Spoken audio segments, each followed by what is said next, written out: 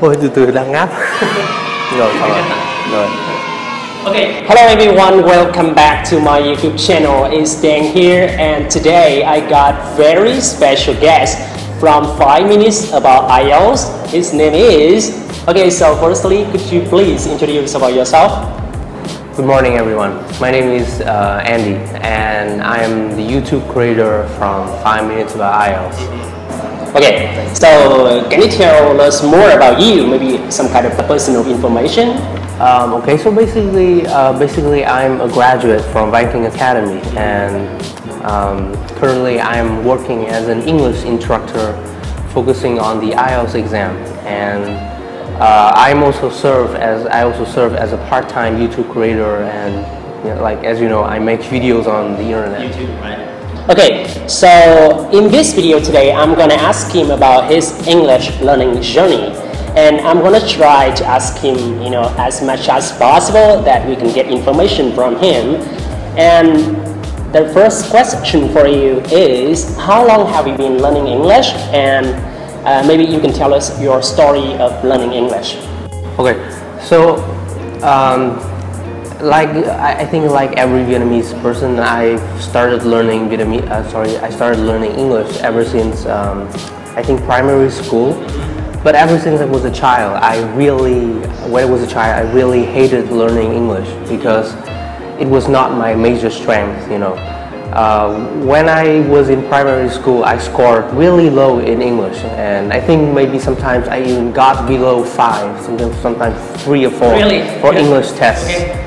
So, some people say that to be good at English, you have to be talented, you have to have a gift. But in my case, that is not true, because when I was a kid, I did not have the talent for English. And you're from Taiping province, right? Yes. Taiping province, I was from a small town. Okay, so we from countryside, and I guess when we were small, we didn't have a good environment to learn the language, right? Not the environment, nor the financial capability, because my parents were not very wealthy at the time, so they did not have the money to send me to some English centers to learn English.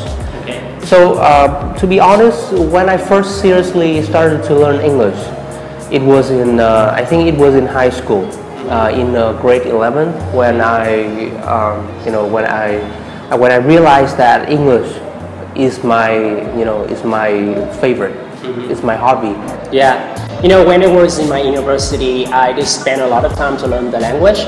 But I think the most important thing it is you need a good environment. So talking about that, I see that you speak English with an American accent, right? So how do you train yourself to have really good accent like this way? Actually, some people call my accent American, but I see that you speak English with the American accent. So yeah, I'm really curious about the way that you train your voice, and you have an amazing voice. Okay, thank you very much. Thank you. I try to make my accent sound more American because I am a big fan of US TV shows. Like Friends, How I Met Your Mother, or something like that. I'm a huge fan, and I think the first thing that makes my pronunciation sound more American is by copying the way that they speak, the way that they talk. I have never had any chances to go to some English centers to practice speaking English with a native speakers before, and all the pronunciation that I am having right now comes from the way that comes from how often I watch those US TV shows on my computer. Whenever I watch those TV shows, I try to imitate and copy exactly the way they speak. So naturally, my pronunciation just becomes more American-like, something like that. So I take a look at your YouTube channel, and you do have video to share with the people how to train themselves to have a good American accent, right? Yes. Okay, so if you want to know more about the way that he got very good accent like that, look on his YouTube channel. I will leave the link at the description below, okay? So yeah, so number 4, do you have any advantages and disadvantages of learning English? Learning English, well, I think the major disadvantage is that sometimes it's kind of frustrating to learn English in a really long time. You know, like learning English is a long journey. You cannot just expect the results in just one day or two. When I first started to prepare for the IELTS exam, and you know, like maybe some of you know, I achieved 8.5. But along the way, I was really frustrated sometimes, and sometimes I felt like giving up. So I think that frustration is something that. But how did you overcome all of it? How did you overcome all of it? I think in order to overcome my own frustration, I just need to remember my own reasons why I started this journey. You know, I think that English could help my career. It can boost my career. It can improve my my chances to do something great, to contribute to society. So I think that I will try my best, even though that sometimes I'm really frustrated. Okay. So you said you got 8.5 on the IELTS test of speaking, right? Awesome. So do you have another achievement of learning English, or about your English? You got it? The biggest achievement, I think, because of your English. I think achieving 8.5 is basically my biggest achievement. I mean, in terms of qualification. But before I got 8.5, I believe that I could speak English really fluently. I think that is one of my achievements before that. But to achieve 8.5, pronunciation and fluency are not the only things. You have to be good at writing also, and writing is really difficult. A lot of people can speak really well, but their writing sucks. I used to be like that. So, question number 6. What is the best piece of advice you could give someone who wants to improve his or her spoken English?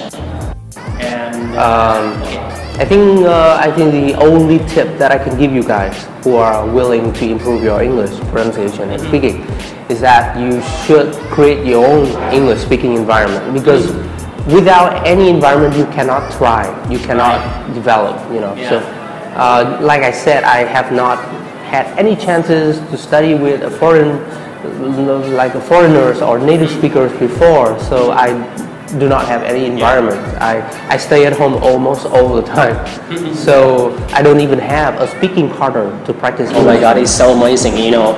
So you know, most of the time I practice speaking. I really admire you, because you know, I spend a lot of time to talk with the tourists, and that is the way that I learn.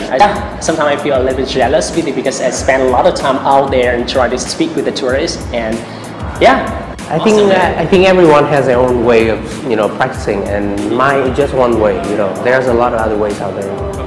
So I think it is enough for about, you know, his English learning journey. So let's move on to the second part. I want to ask you about the YouTube, working with YouTube. So when did you start making videos on YouTube, and why? Why did you want to do it? I first started making videos on YouTube like about 7 months ago. About 7 months ago. Wow. It was 2 years. it was kind of it was a very what is the word though? Tiring journey at first, because I only make one video 1 month. I saw some videos on YouTube that you were singing. Because when I first started making videos, it was kind of I was kind of lost, because I did not know which direction I would take. So I kind of make all kinds of videos, me singing, me talking about like stuff, and you know, at that time I just got like a couple of hundreds views per video, so I was really you know, tired, and I felt like, you know, it was not worth my time. It was not worth my time. I should not make videos anymore, because I can just attract a couple of hundreds of people watching my videos, so why should I bother? So I am a YouTuber too, and any single time when I read a negative comment on my YouTube channel, I feel a little bit upset. So what about you? How do you deal with negative comments or haters on your YouTube channel? At first, I kind of replied to every single comment that, you know, makes fun of me or says something bad about me. But now I just kind of ignore them because I Ignore? Is this a good way? I don't know whether it's good or not for other people. For me, I think it's kind of good because it brings me peace. You know, I'm peaceful.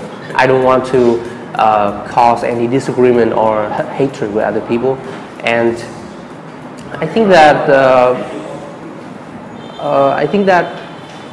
they are hating me, and I don't want to bring myself to their levels. Okay. So you just got 100,000 subscribers on your YouTube. 5 minutes about IELTS. Check it out, the link with the description below. And I want to ask you about an offline meeting. So are you planning for an offline meeting when 5 minutes about IELTS right now already have 100,000 subscribers? I think I'm still planning to make videos on the internet. I do not have any plan to meet people in real life because I'm an introverted person. So it's really difficult. But you see that a lot of people out there want to meet you directly, and maybe what they want is ask you directly something. So let's just hope that maybe one of them or several of them could see me in real life by chance, by some chance. But hey guys, you don't have to worry about that because I'm gonna do an offline meeting and he will be a special guest. I will invite him to my offline meeting. So yeah, you don't have to worry about that. So the last question for you for this video today: have you got any special tips for English students from your own experience if they first they first started learning English? I think when anyone first starts to learn English, I think the first thing that they should do is that they should try to speak freely. Try to take advantage of any chances that they could speak English. Don't be afraid. They always scared about making mistake. They always shy. Yes, a lot of people in Vietnam are shy when speaking English because they are afraid that they will be making mistakes and other people will speak badly of them. But to me, I think that I don't give a fuck about what people think of me. That's why. Sorry to say that, guys. But yeah, I don't care about what people think of me. I just care about one thing. It is I can speak good language. I can expand my language. I can use my language to do work. I mean, working with some kind of foreign people, and I can make money, right? I don't have to give a shit about what people think of me. So that is the point, guys. Focus on your word. Try, okay? Yeah. So the attitude. Sorry. Okay, so that's it. Thank you so much. I think that is enough for our interview today. Thank you so much for having me and joining me today.